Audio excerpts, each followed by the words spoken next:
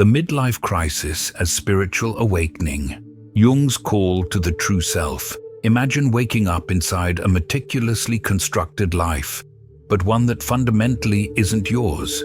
You have an impeccable resume, a seemingly stable marriage, well-educated children, paid bills, and a solid 5-year career plan. To the outside world, absolutely everything appears perfectly in place, but inside, something is profoundly, deeply wrong. A silent, persistent restlessness begins to swell and grow over years.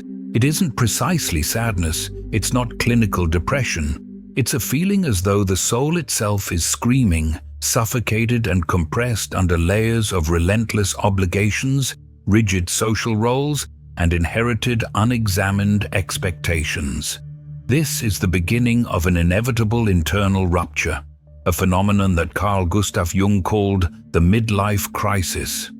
According to Jung, this event is not a psychological failure, but an urgent existential call from the authentic self, desperately trying to emerge and reclaim its life before the moment of no return. Jung observed in his patients that many arrived in his consulting room between the ages of 25 and 40 utterly alienated from themselves. These were people who had meticulously followed society's rigid script, but who, upon reaching the promised external goals, financial stability, professional recognition, social status, found themselves staring into a paralyzing, terrifying sense of emptiness. Deep down, they realized they had spent decades flawlessly playing a character, a public self carefully shaped to placate demanding parents, impress aloof teachers, accommodate partners, satisfy bosses, and appeal to friends. A self intentionally designed to be accepted, not to be real. This debilitating disconnection, Jung argued, is the inevitable result of a life lived primarily through the persona, the social mask that we are all compelled to wear to function and survive in the world. The persona is useful, even necessary to a certain extent. But when it becomes the singular primary identity, the true self, with its authentic desires, unique raw talents, and deep sacred vocation, is systematically silenced and buried. And the price for this lifelong repression is astronomical. Chronic, undefined anxiety, hidden resentment that festers, profound existential fatigue, and an aching lack of meaning. A whole life is spent frantically trying to meet external expectations without ever pausing to ask the subversive question, what if all of this is an illusion? In this video, we will explore in depth what Jung discovered about this brutal process of alienation from the true self, and more importantly, how to begin the daunting journey back. We will discuss the concept of conscious descent, how to surgically recognize the rigid layers of false identity you have accumulated since childhood, and the unmistakable signs that time is rapidly running out. This video is not merely a theoretical analysis, it is a mirror. Because if you are listening to this right now and feel that something deep inside you is aggressively trying to awaken, perhaps this is your soul asking for an immediate rescue. Most people tragically live and die without ever truly knowing themselves. Carl Jung left us a crucial warning. There is a point of no return. A moment when, if you keep postponing the essential reconnection with who you really are, the self may be lost forever, leaving only the hollow, functioning shell of the persona behind. This video is a call to stop running, to stop delaying, to stop performing. Because the true you, the one who existed before the masks, the expectations, and the suffocating compromises, is still there, waiting to be unearthed and rediscovered. But it will not wait forever. The persona, the golden cage of compliance. Carl Jung was crystal clear in his warning. The persona is not what you truly are. It is merely what you present to the world. It is a necessary compromise between the inner individual and the outer demands of society. It is the public face of the psyche, a carefully constructed armor that allows you to function, interact, be accepted, and be superficially understood within the rigid cultural and social standards of your environment. But there is a fundamental, devastating flaw in this construction. Over time, you begin to tragically identify with this mask. And the more perfectly that mask fits the world's expectations, the more praise and acceptance it garners, the more it violently suffocates and suppresses what is genuinely, uniquely yours. Since childhood, we are not encouraged. We are, in fact, trained to play roles. A boy who naturally cries is instantly reprimanded. Men don't cry. A girl who expresses genuine anger is immediately corrected. That's ugly, be nice. The student who questions too much is labeled a rebel. The adult who dares to change careers is seen as irresponsible or reckless. At every single stage of life, small, essential pieces of our true self are meticulously molded, suppressed, or discarded entirely in the desperate name of acceptance. The initial reward is clear: recognition, conditional love, the comfort of belonging. But the chronic escalating cost is profound, the loss of one's own irreducible essence. The persona begins as a simple tool for social adaptation, but over years it hardens into a psychic prison. The person who once pretended to be something they were not just to please their parents never fully stopped pretending. The professional who learned to behave in a cold, controlled, unemotional manner to maintain credibility ends up genuinely believing they have no right to vulnerability or warmth. The parent who sacrificed their own deeply held dreams to be perpetually present loses even the memory of what they originally dreamed. Thus, a profound dissociation is born. You keep functioning flawlessly, but you are no longer truly present inside the machine. And that is why so many successful people live in silent anguish they cannot name. It is not necessarily clinical sadness, nor is it a visible catastrophic trauma. It is far more subtle and pervasive.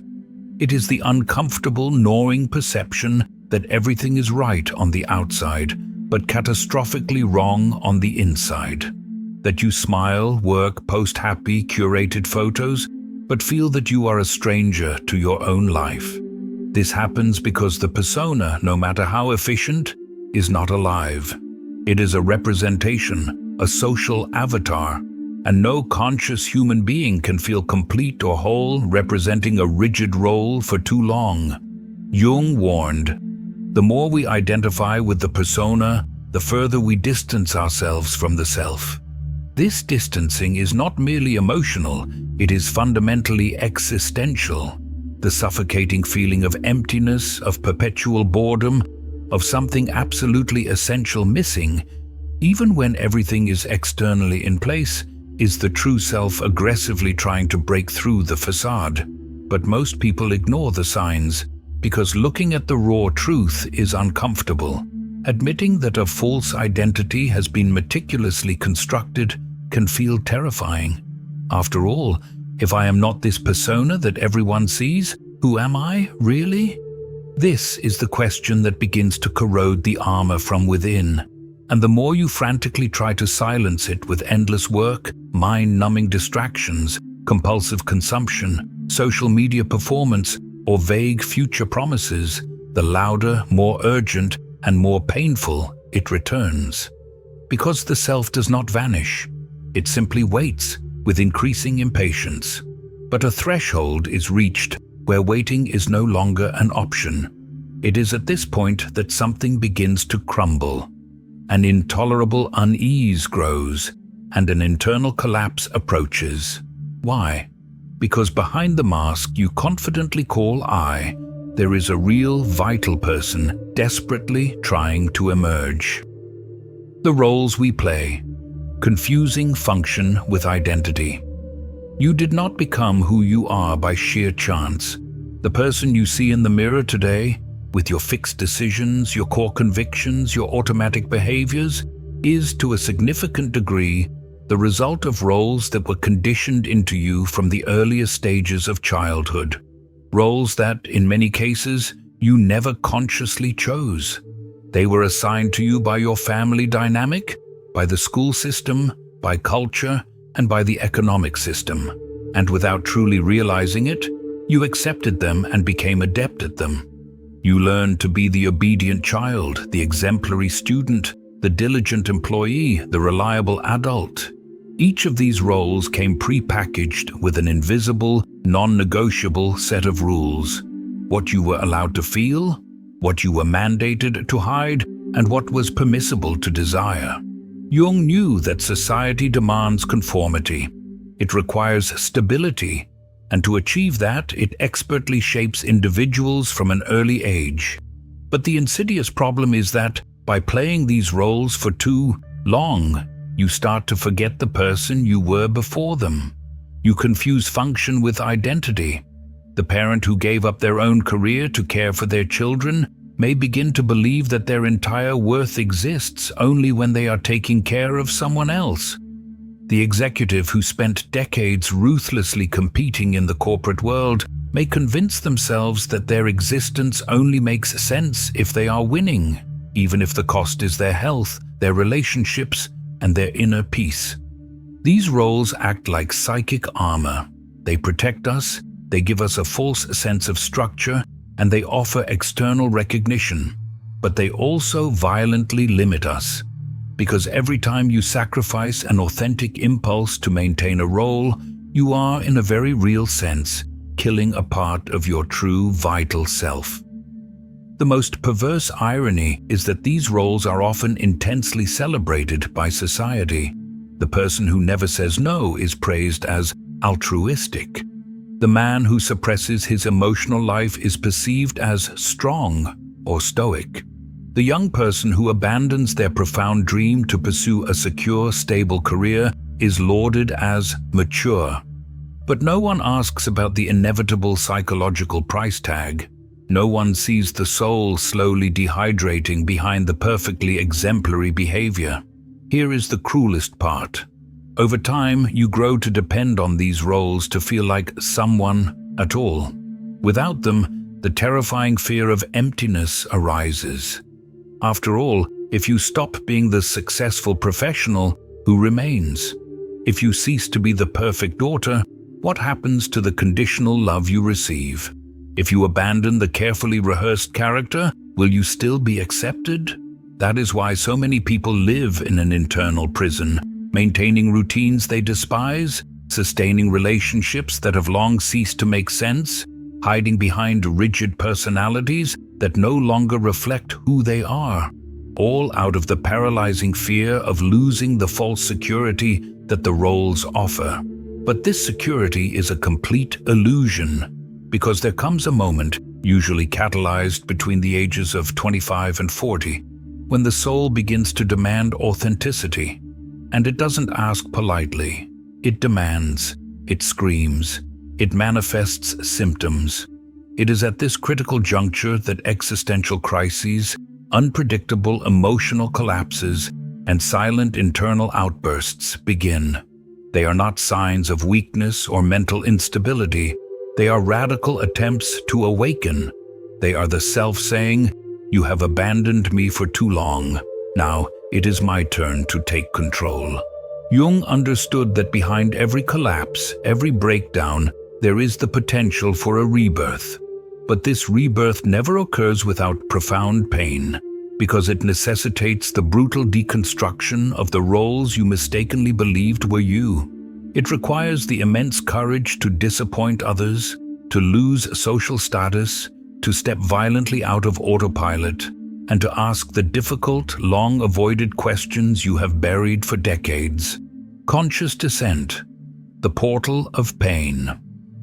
Most people believe they are merely suffering from stress, anxiety, or depression. They frantically look for external explanations: excessive work, financial instability, relationships that have failed. And while all of this can be part of the problem, in Carl Jung's view, the root is far deeper. What you label as chronic depression, the fatigue that never lifts, the pervasive apathy that has no apparent external cause, the feeling that everything has lost its color, can be something far more radical, the soul trying to wake you up before the time runs out. Jung viewed the existential crisis as an internal rebellion, not a failure of the nervous system, but a symbolic message, a collapse orchestrated by the self to force you to stop, because you have strayed too far from your core identity. You have betrayed yourself for so long that you have become a stranger to your own inner landscape. And now the entire emotional, spiritual, and psychic system is collapsing because it can no longer sustain the exhausting pretense. Think about the physical manifestations.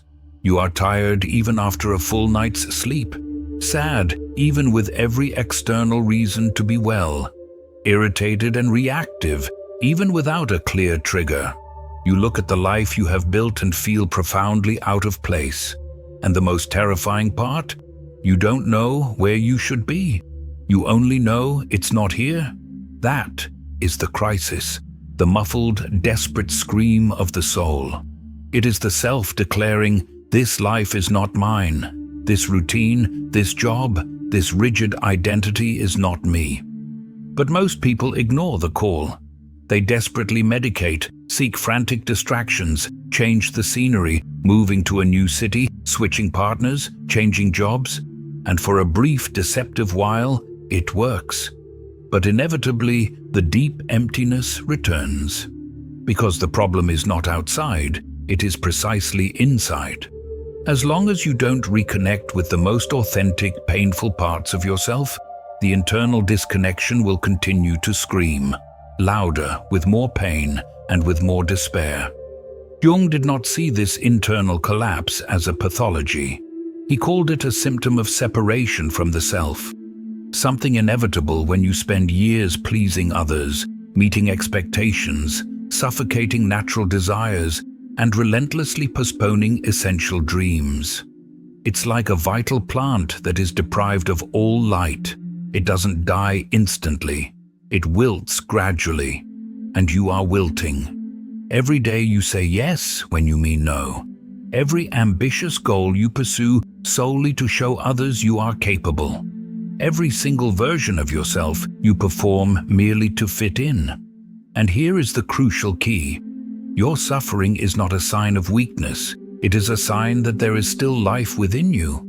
Because if you were completely dead inside, you would not feel anything at all.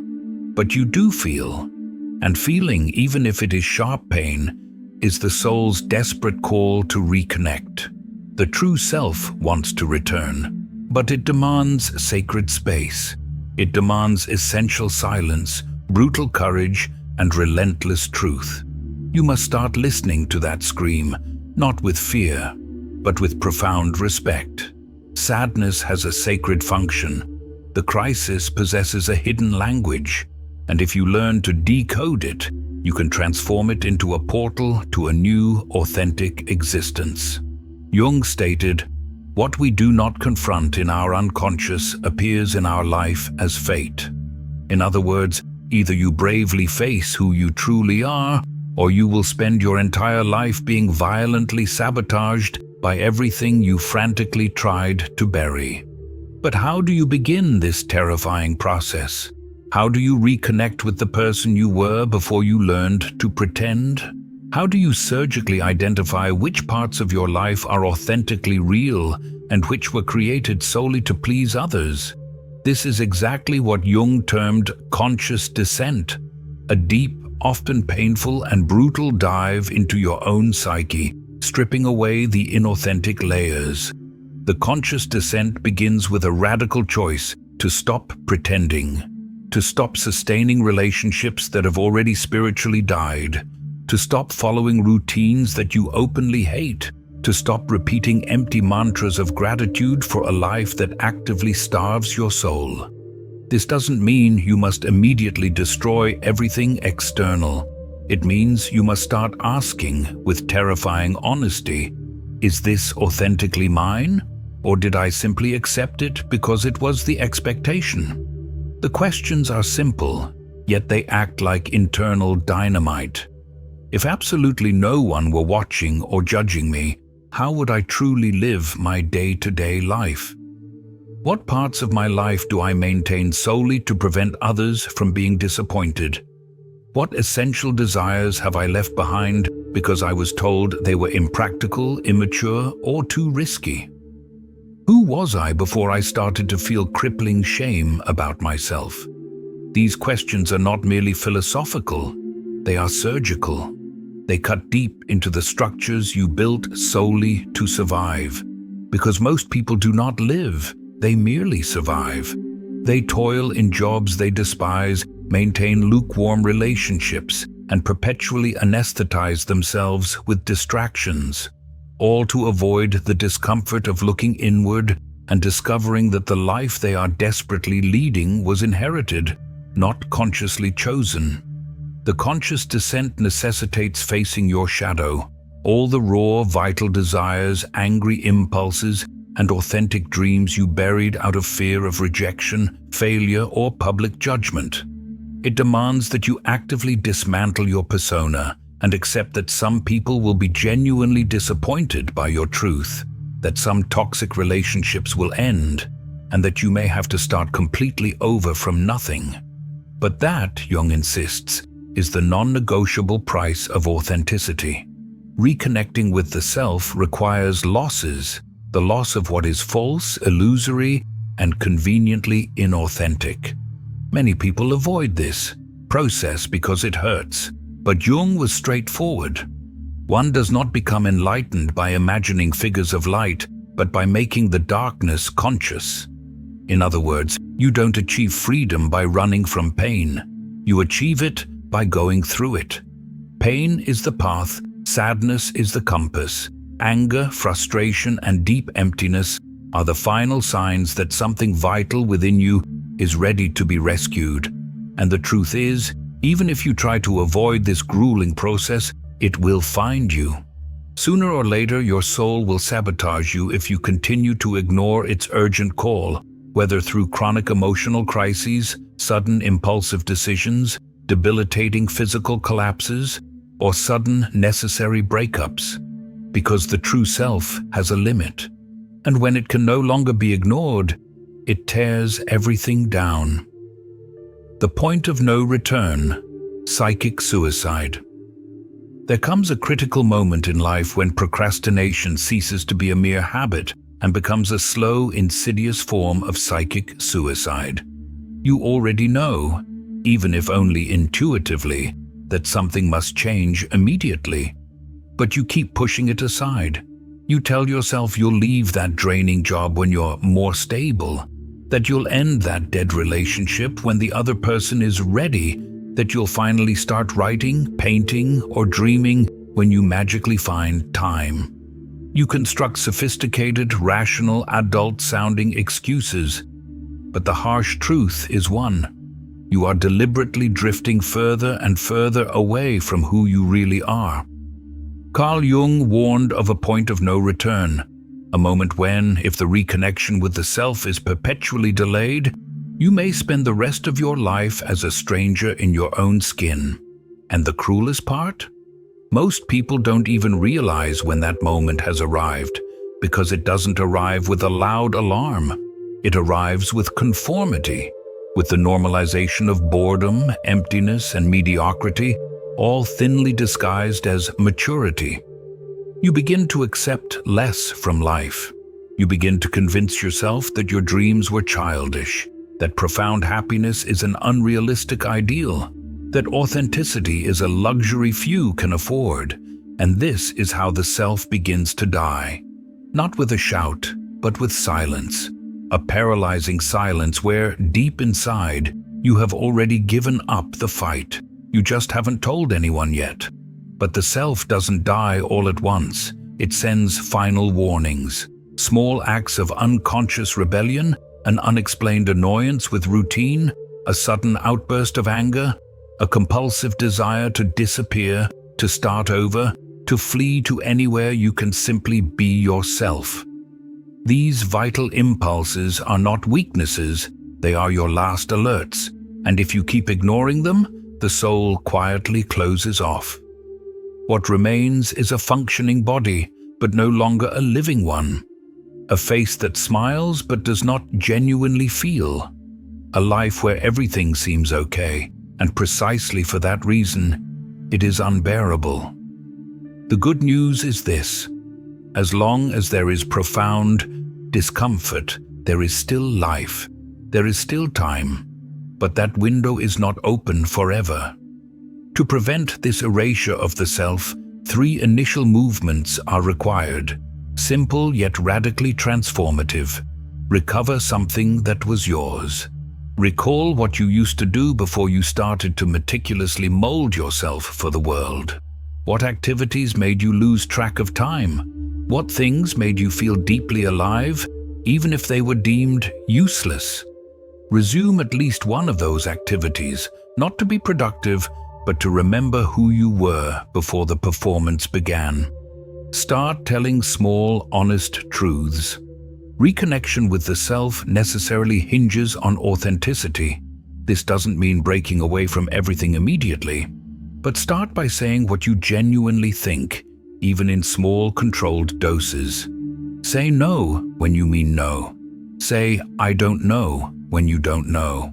Say, this no longer makes sense to me, when it is true. Each truth spoken is a concrete act that strengthens your internal connection. Practice conscious disappointment. You will inevitably need to disappoint people. People who only love you when you behave exactly as they expect. People who have grown attached to your domesticated, predictable version. And that is perfectly okay. Disappointing others is often the necessary price of not being disappointed with yourself forever. Real life begins when you stop trying to fit in. When you accept that the true self is, yes, uncomfortable, unpredictable, and precisely for that reason, alive.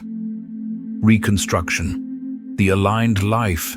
Individuation. After everything finally crumbles, the false identities, the imposed roles, the inherited goals, a vacant, raw ground remains. It is scary, silent, but finally true. And that is where the real, lifelong work begins. Because destroying what you are not is merely the first step. The true journey is the intentional construction of a life that is in total alignment with who you truly are. Not what others expect, not what society validates, but what your soul fundamentally demands, even if the entire world fails to understand it. This reconstruction is not about creating a new, improved persona. It's about giving concrete form to the self. Jung said that the self is the archetype of wholeness, the integration of everything you are, light and shadow, reason and instinct, will and fear. Reconnecting with it means taking the radical responsibility to live a life with real meaning, even if it puts you on a constant collision course with everything that once felt safe. But where do you start the rebuild? With discomfort. Discomfort is your new, essential guide. If you are comfortable all the time, you are likely still performing. The true self is not domesticated. It holds strong opinions, it possesses intense desires, and it has needs that do not ask permission to exist. And when you start to listen to it, conflicts will inevitably arise.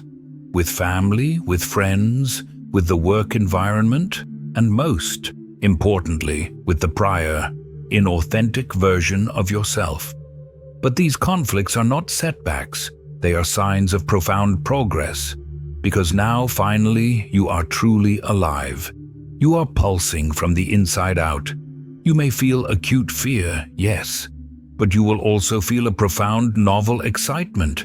You may feel doubt, but you will also feel a rising internal power. There is an unmistakable, powerful vibration when you start to live as who you are and not as who you were rigidly trained to be. In practice, living from the self means conscious choices. Choosing activities that genuinely nourish your soul, not just padding your resume.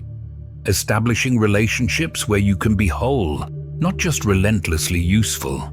Making decisions that lead you toward what makes intrinsic sense, even if you don't yet know exactly where they will land. Fiercely defending your inner space, even when the outside world aggressively demands constant performance. This is where many people give up, because the path of the self, the path of individuation, is initially a lonely one.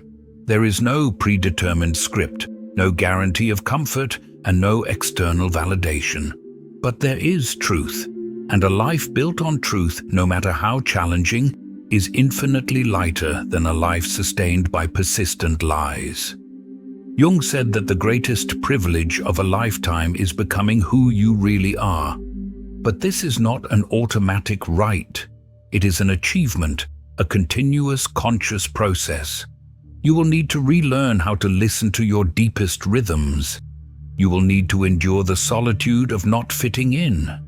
You will need to say goodbye to parts of yourself that were functional for a long time, but no longer have a necessary place in your new story. And this new story is not built in a hurry. It is built with presence, with small, intentional daily choices toward uncompromising authenticity, with rituals that fiercely reconnect you with your essence: meditation, intentional writing, silence, immersion in nature, art, with the courage to expose yourself even when you are still in the messy process of discovering who you are. Living from the self is about being whole even amidst external chaos. It is staying true even when everything external begs you to give in. If you have made it this far in this message, you are likely at this exact pivotal point in the journey. With the masks scattered on the floor, looking at the raw fragments and trying to understand how to rebuild everything, but this time for real. If this journey resonates with you and you are ready to explore the deeper tools of self-discovery, seek out resources on Jungian thought, shadow work, and the process of individuation. These internal maps and guides are essential for navigating the chaos of the descent and the challenge of the rebuild. The final question remains: will you have the courage to make this conscious choice now, while there is still time? Or will you wait another 10 years, when perhaps all that remains of you is chronic, profound exhaustion? It's time to choose. It's time to be you.